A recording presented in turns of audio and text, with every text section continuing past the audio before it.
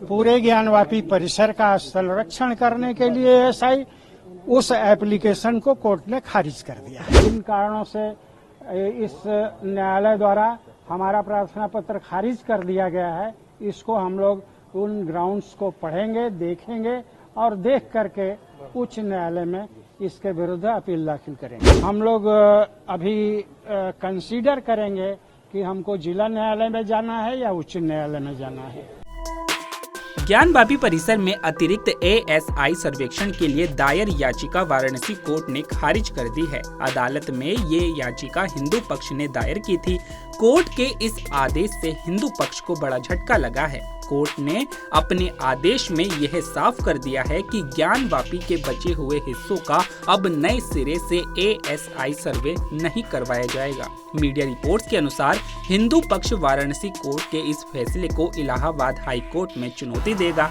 बता दें कि वाराणसी कोर्ट में हिंदू पक्ष ने याचिका दायर की थी। इस याचिका में ज्ञानवापी परिसर के कुछ हिस्से का एएसआई से सर्वे कराने का निर्देश देने का आग्रह किया था। अभी आदेश पूरा पढ़ा नहीं गया।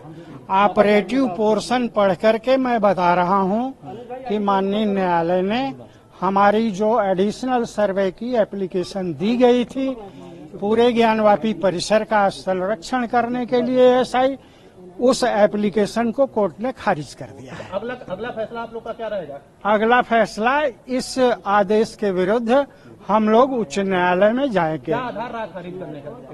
अब आधार तो पढ़ा नहीं गया, अभी नहीं बता सकते। क्या आप लोग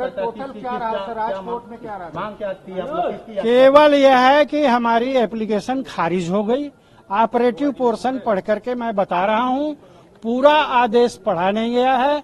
पूरा आदेश पढ़ा जाएगा और निर्णय लिया जाएगा। अभी तक क्या किस तरह की याचिका थी, किस मामले पर सुनवाई थी, किस पे फैसला आया था, क्या मांग किया था आपने? हमने मांग यह किया था कि पूर्व में जो एएसआई सर्वे हुआ था और जो आख्या फाइल की गई थी, वह इस न्यायालय के आदेश दिनांक 8/4/2021 के अनुपालन में नहीं था। 8/4/2021 में न्यायालय द्वारा स्पष्ट रूप से आदेश दिया गया था कि एएसआई 5 लोगों की एक टीम बनाएगी, जिसमें एक अल्पसंख्यक वर्ग का व्यक्ति भी होगा और किसी सेंट्रल यूनिवर्सिटी से आर्कियोलॉजिकल सर्वे का एक्सपर्ट भी मंगाया जाएगा। इन सभी लोगों के द्वारा मिल करके सर्वे किया जाएगा और रिपोर्ट दिया जाएगा।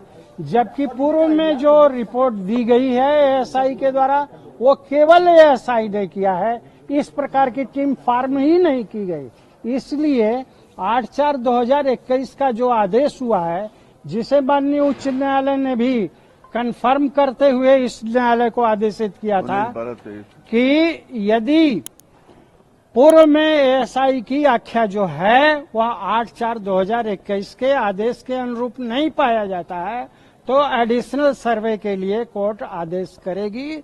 इस आदेश का इस न्यायालय ने मेरे अभी तक संज्ञान में जो आया है, जो ग्राउंड्स हुआ है, उसका उल्लंघन किया है और यह आदेश गलत है। तो आपने मांगा था कि जो वजूखाना जो सीज है उसकी भी मांग आपने की थी, 100 मीटर नीचे जाकर के मांग साइलेंट सर, वो भी तो कहीं न कहीं उन्होंने इग्नोर किया है आपकी मांग को। वजूखाना माननीय उच्चतम न्यायालय के आदेश से सील नहीं किया गया है।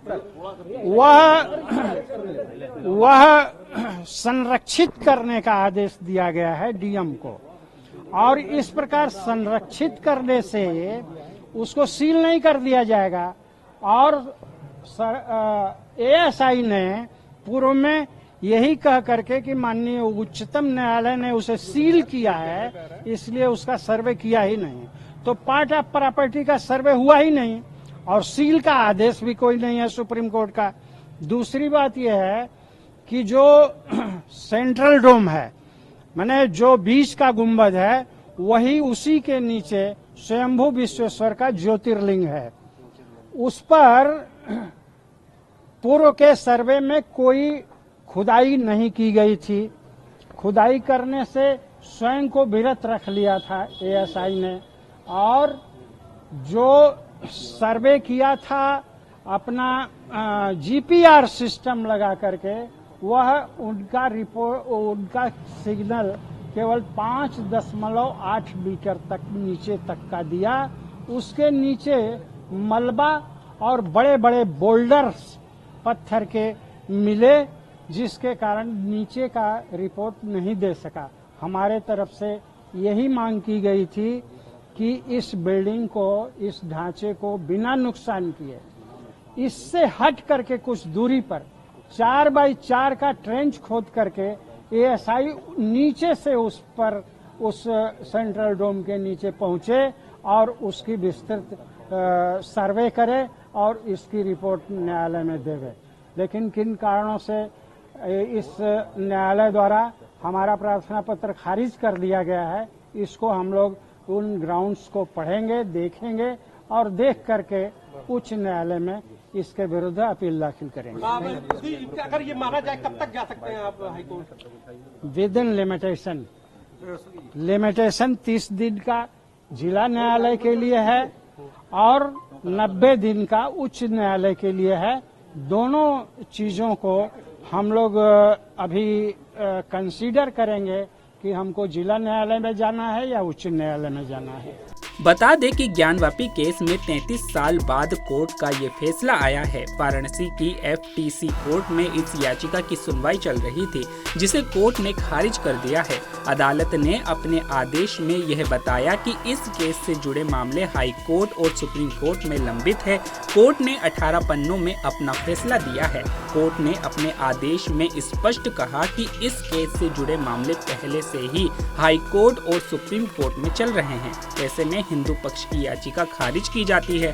वहीं फैसला आने के बाद इस केस से जुड़े वकील विजय शंकर रस्तोगी ने कहा कि कोर्ट ने हमारी किसी भी दलील को नहीं सुना है। उन्होंने कहा कि वाराणसी कोर्ट ने अपना निर्णय देते हुए 18 अप्रैल 2021 के फैसले की भी अनदेखी की है। उनका कहना था कि हिंदू पक्ष वाराणसी कोर्ट के फैसले के खिलाफ हाई कोर्ट जाएगा। तो अभी के लिए केवल इतना ही। ऐसे ही तमाम खबरों के लिए बने रहिए पंजाबकेसरी.com पर। नमस्कार।